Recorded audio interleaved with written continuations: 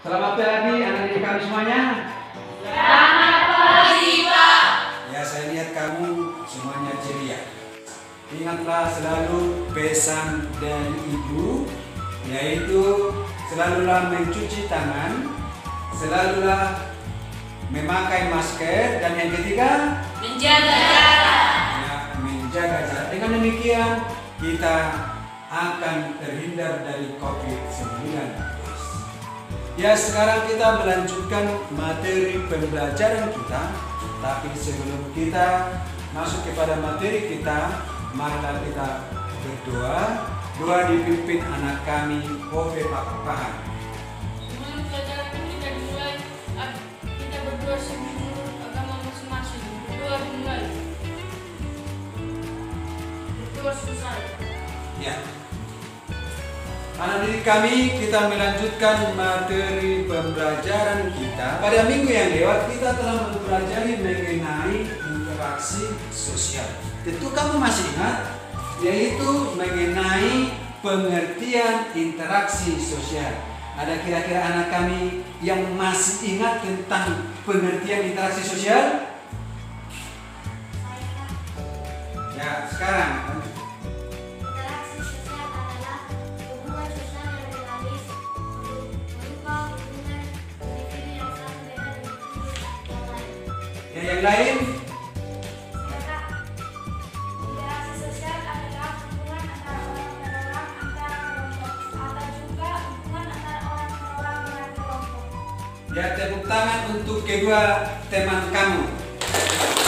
Saya berharap bahwa kamu secara keseluruhan tentu masih ingat dan hafal tentang materi-materi kita yang lalu. Sekarang kita lanjutkan materi kita, faktor yang mendasari berlangsungnya interaksi sosial. Ya, anak kami, seorang dulu di antara kamu yang membacakan. Saya, Pak. Ya, silakan. Pertama, faktor imitasi. Kedua, faktor sugesti. Ketiga, faktor identifikasi. Keempat, faktor simpati. Ya, diperhatikan. Dari sini, apa yang bisa kamu analisis tentang gambar tersebut? Ya, Dari gambar tersebut, seorang anak yang menius dirinya memotong makanan. Maka dari gambar tersebut, saya simpulkan faktor imitasi adalah seseorang yang mencontoh orang lain atau kelompoknya. ya, tepuk tangan untuk semuanya. Ya, berikut kita lihat. Ya, perhatikan. Apa anak kami bisa memberikan pendapat tentang gambar tersebut? Saya Pak, Ya, silakan. dari gambar tersebut merupakan faktor sugesti atau pengaruh yang dapat menggerakkan hati orang.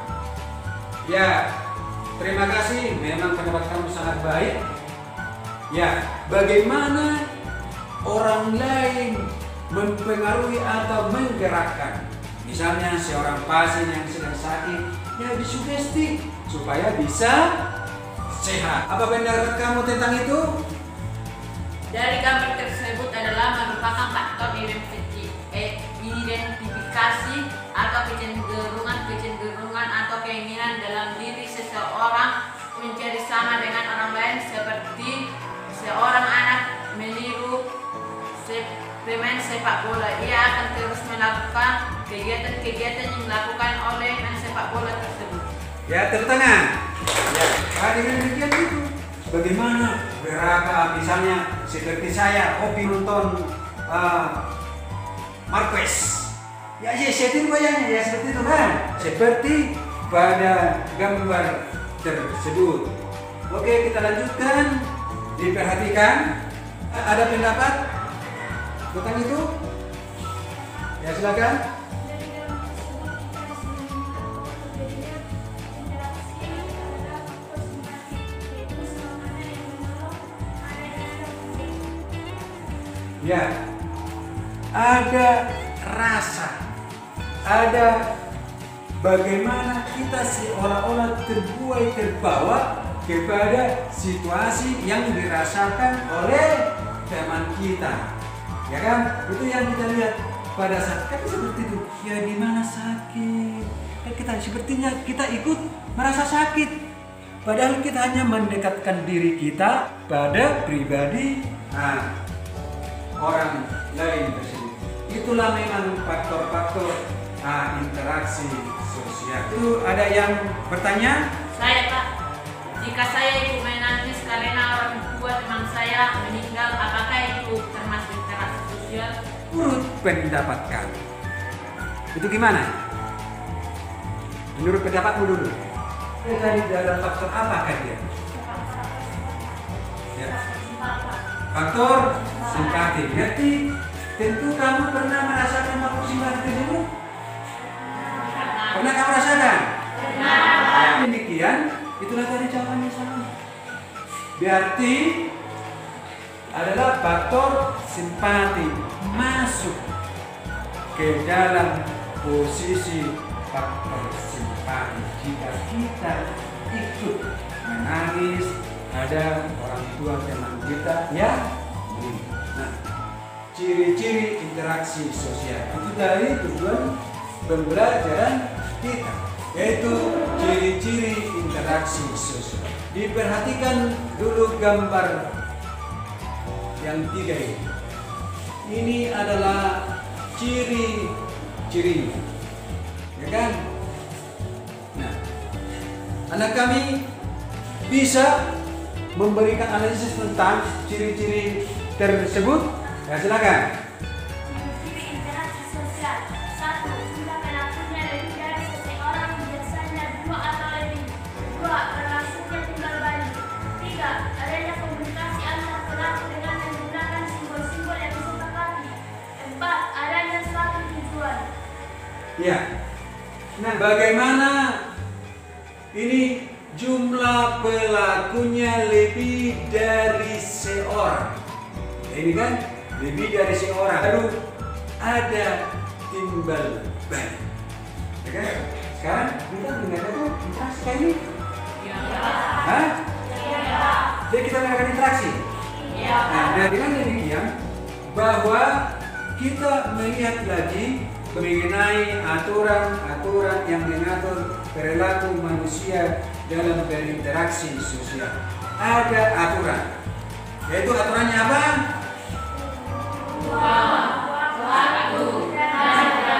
Ya, dengan demikian bahwa interaksi sosial itu dapat berlangsung. Untuk semua anak didik kami di dalam melakukan interaksi sosial, diperhatikan yang saya lakukan ini, maka kamu akan memberikan jawabannya. Jika saya berjalan, anak oke, kamu mau kemana? Yang saya lakukan itu apa sekarang? Faktor identifikasi. Dia adalah faktor identifikasi. Berusaha saya meniru perilaku orang lain.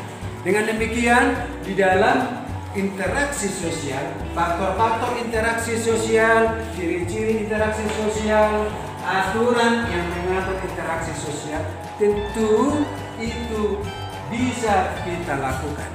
Nah, dengan demikian, sebagai peserta didik, sebagai generasi bangsa, maka hiduplah sebagai manusia yang berkarakter, manusia yang bersimpati, manusia yang berempati, manusia yang memberikan kebaikan terhadap orang lain.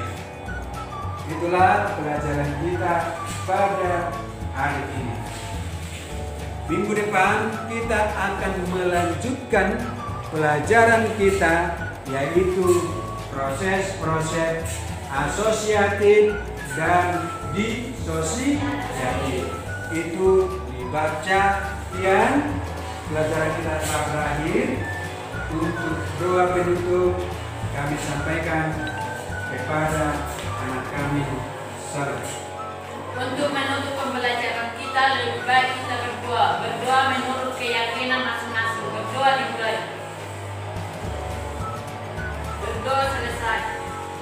Ya, terima kasih.